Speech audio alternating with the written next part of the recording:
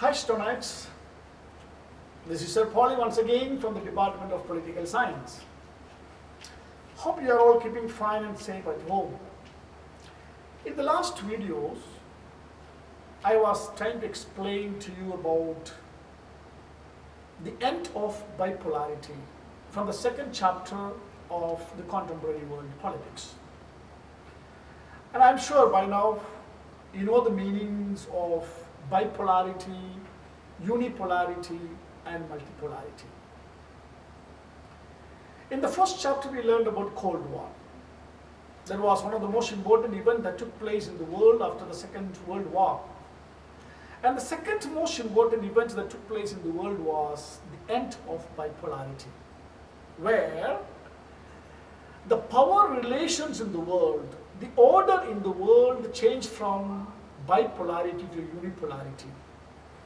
During the Cold War, the world was dominated by two powers, the US and the USSR. But with the end of bipolarity, with the disintegration of USSR, what happened? There was only one country to dominate the whole world, that is the US.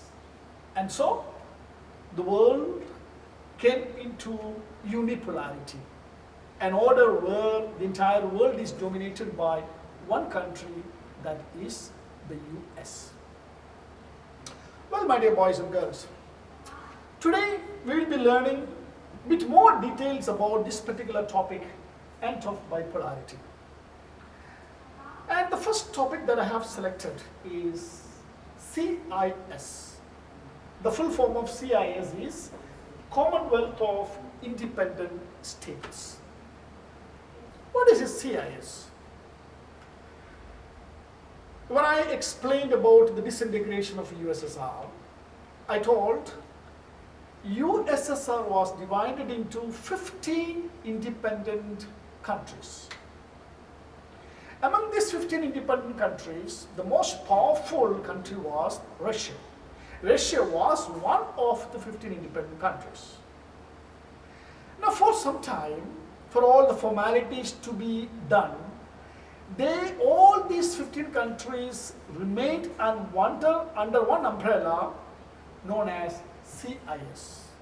They remained as a group for some time, and that group was called CIS, that is Commonwealth of Independent States. And Russia, the largest among all these 15 countries, took the seat of USSR in the UNO. Fine, that is the meaning of CIS. Now you see, in the world scenario, from the two power blocks, now the world is dominated by only one, that is the US. The US was following the capitalist economy. And US and its allies now wanted to spread their ideologies all over the world. They wanted to attract all those countries which were with the USSR to the fold of capitalism. So what they did, they started canvassing, they started spreading the ideology of capitalism to all the Eastern Bloc countries. And as a result, in all the Eastern Bloc countries, there was a transition from socialism to capitalism. And this transition from socialism to capitalism, in all the Eastern European countries, which were under the Eastern Bloc, in political science is known as shock therapy. Shock, getting a shock, all of a sudden something happened. Therapy means treatment. So this is a term that is used in political science to explain the transition of socialism to capitalism in the Eastern Bloc countries. As I told, Cold War was actually a conflict between the two isms, socialism and capitalism. Now the socialist bloc is gone with the disintegration of USSR. Now the main player is only the US, and their ideology is capitalism. So they wanted to establish that capitalism is best, and they wanted to spread to other countries. So they started to canvass and attract all other countries towards them. And all these countries changed from socialism to capitalism. And that transition is known as shock therapy in political science. So I'm clear the meaning of shock therapy? Now we shall go to the next topic, the consequences of shock therapy. What are the effects or what are the results of shock therapy? You know, in all these Eastern European countries, all the countries which were under the Eastern Bloc, the socialist bloc, were following socialism. And there was economic equality because no means of production was owned by the private owners. Everything was controlled by the government. And so there was no chance of anybody becoming very rich. And government was providing all the facilities for the people. So economic gap between the rich and the poor was very, very narrow. But after the shock therapy, there was large-scale economic disaster in all these socialist countries. Because all of a sudden, they changed from socialism to capitalism. Everything was taken over by the rich entrepreneurs, rich businessmen. The price rises, large industries collapse, and in all these countries, large-scale economic disaster was there. That was the first consequence of shock therapy. The second consequence was that the old welfare system was destroyed. Government no more interested in the welfare of the people. You know, in capitalism, the main aim is to make profit. Whereas in socialism, the main aim was the welfare of the people. But now, in all these countries, from socialism, they switched over to capitalism. So that old welfare system was completely destroyed. The third consequences of shock therapy was the collapse of large industries. As I told you in the last videos, in all the socialist countries, all the industries, all the means of production were owned by the government. But now, all these were auctioned and were taken by rich people. So all these industries were collapsed. And you know, in political science, in history as well, there was a saying, it was called largest garage sale in history. All these big industries were auctioned and they were sold to rich people for throwaway prices. And that was known as actually largest garage sale in history. So many of the industries were collapsed and they were taken by the rich businessmen. The fourth consequence of shock therapy was the value of ruble declined. You know, in India, our currency is rupees. Similarly, in Russia, in the USSR, the currency is ruble. The value of this ruble declined, became very, very low. And the economic disaster of the people went on increasing. Prices increasing. No more facilities, no more jobs, and there was a total economic disaster in all these countries which were once upon a time enjoying life, which were once upon a time under the socialist system, but now is changed into capitalist system. These were the consequences of shock therapy. I'm clear? So shock therapy refers to a process of change of system from socialism to capitalism, which was followed in the Eastern European countries, which was supported by the capitalist countries as well as some of the international bodies like IMF and World Bank. Now we shall go to another very important topic of this chapter, that is India and post-communist countries. Post-communist countries means the countries which were disintegrated from the USSR. As I have told already before, USSR was divided into 15 independent countries. Among them, the largest country was Russia. What relation India is having with all these 15 independent countries? That is the last topic for this chapter. India's relations with the post-communist countries.